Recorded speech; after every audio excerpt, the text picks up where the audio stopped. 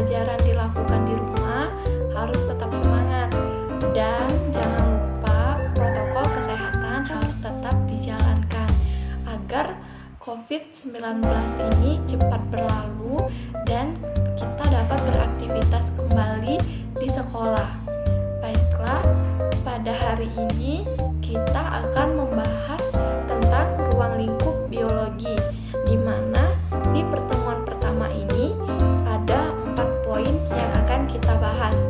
Yang pertama itu ada pengertian biologi, yang kedua tingkat organisasi kehidupan, yang ketiga cabang-cabang biologi, dan yang keempat manfaat biologi. Oke, sebelum memulai pelajaran ada baiknya kita berdoa. Berdoa dimulai. Berdoa selesai. Pertama itu pengertian biologi. Ada yang tahu apa itu biologi? Oke, jadi biologi itu berasal dari bahasa Yunani, yaitu bios artinya makhluk hidup dan logos artinya ilmu. Jadi, biologi ilmu yang mempelajari tentang makhluk hidup dan lingkungannya. Adapun pengertian biologi menurut para ahli. Yang pertama, menurut Campbell, biologi adalah ilmu yang paling sulit dari semua bidang sains karena sistem makhluk hidup itu sangat kompleks dan biologi adalah ilmu multidisiplin yang membutuhkan pengetahuan kimia, fisika, dan matematika. Adapun menurut Carl Pearson, biologi yaitu keterangan yang stabil dan komprehensif mengenai suatu fakta dari pengalaman dengan istilah yang sederhana. Adapun menurut Montagu, biologi merupakan ilmu yang mempelajari suatu sistem yang dimulai dari pengamatan dan perlakuan untuk menetapkan prinsip suatu pengkajian. Selanjutnya yaitu tingkat organisasi kehidupan. Di sini ada 10 tingkat organisasi kehidupan, mulai dari yang terkecil hingga yang terbesar. Yang pertama itu ada molekul. Molekul adalah gabungan dari 2 atau lebih unsur atom. Molekul juga merupakan partikel terkecil dari suatu unsur atau senyawa. Sebagai komponen materi jamak, molekul terdapat pada zat organik dan biokimia. Molekul menjadi unsur penyusun sebagian besar samudra dan atmosfer. Baiklah, yang kedua itu ada sel. Sel merupakan suatu unit struktural terkecil dan fungsional dari makhluk hidup. Yang ketiga itu ada jaringan. Jaringan terbentuk dari beberapa sel, di mana sel-sel tersebut memiliki fungsi dan bentuk yang sama. Misalnya, jaringan pada hewan, jaringan otot, jaringan pada tumbuhan, dan sebagainya. Yang keempat itu ada organ. Organ terbentuk dari jaringan-jaringan yang memiliki fungsi tertentu. Misalnya, organ yang ada pada tumbuhan dan organ yang ada pada hewan. Selanjutnya itu sistem organ. Sistem organ terdiri dari organ-organ yang saling bekerja dan berinteraksi secara sinergis. Misalnya, sistem peredaran darah, sistem gerak, sistem pencernaan, sistem pernapasan, dan lain sebagainya. Selanjutnya, itu organisme.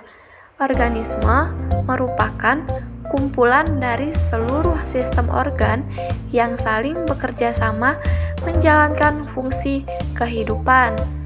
Selanjutnya, populasi. Populasi adalah kumpulan dari individu yang sejenis yang menempati suatu daerah tertentu. Misalnya, populasi hewan tertentu.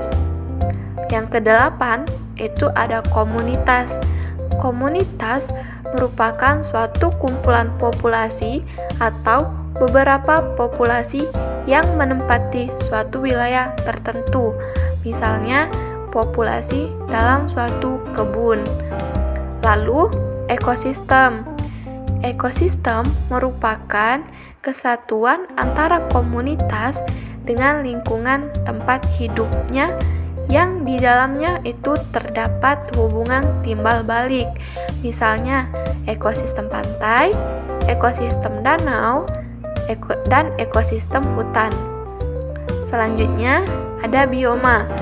Bioma adalah suatu kumpulan dari berbagai sistem yang membentuk suatu kesatuan ekosistem atau global. Yang ketiga yaitu cabang-cabang biologi, di mana kita akan membahas 5 cabang dalam biologi. Yang pertama itu anatomi. Menurut bahasa, anatomi memiliki definisi yaitu ilmu yang menggambarkan letak dan hubungan bagian-bagian tubuh manusia, hewan, dan tumbuhan. Namun, secara biologis, anatomi adalah cabang ilmu biologi yang mempelajari struktur bagian dalam tubuh makhluk hidup. Yang kedua itu ada ekologi. Ekologi adalah cabang ilmu biologi yang mempelajari interaksi antara makhluk hidup dengan makhluk hidup lain terhadap lingkungan sekitarnya. Di sini terdapat 2 komponen yang terlibat dalam interaksi antara makhluk hidup. Yang pertama, komponen abiotik atau tak hidup. Yang kedua, komponen biotik atau komponen hidup. Semua jenis makhluk hidup dengan berbagai perannya merupakan faktor biotik, termasuk patogen dan parasit. Sedangkan penyusun ekosistem yang berupa benda-benda tak hidup, misalnya air, udara, cahaya, merupakan faktor abiotik. Yang ketiga itu ada genetika, di mana genetika adalah cabang ilmu biologi yang berisi tentang pewarisan sifat pada organisme maupun suborganisme, di mana bidang kajian genetika dimulai dari wilayah molekuler hingga populasi, sehingga singkatnya genetika adalah ilmu tentang gen dan segala aspeknya. Yang keempat itu ada mikrobiologi. Mikrobiologi adalah cabang ilmu biologi yang mempelajari tentang mikroorganisme. Objek yang dikaji berupa makhluk hidup yang harus dilihat dengan menggunakan mikroskop, seperti bakteri, protozoa, fungi, dan archaea. Cabang biologi ini dimulai sejak mikroskop ditemukan dan menjadi bidang yang paling penting dalam biologi setelah Pasteur dapat menjelaskan proses fermentasi anggur dan membuat vaksin rabies. Yang kelima itu taksonomi. Taksonomi adalah cabang ilmu biologi yang mempelajari tentang klasifikasi makhluk hidup, di mana cakupan bahasannya berupa penamaan, pengelompokan, dan juga perincian dari berbagai macam makhluk hidup berdasarkan dengan persamaan dan juga perbedaan sifatnya. Yang keempat itu manfaat biologi. Nah, ada yang tahu apa saja manfaat biologi di berbagai bidang? Oke, misalnya di bidang pertanian, biologi bermanfaat untuk menghasilkan bibit unggul yang nantinya akan dibudidayakan dan diproduksi. Sedangkan pada bidang peternakan, biologi digunakan untuk memproduksi bibit unggul dengan hibridasi untuk hewan ternak.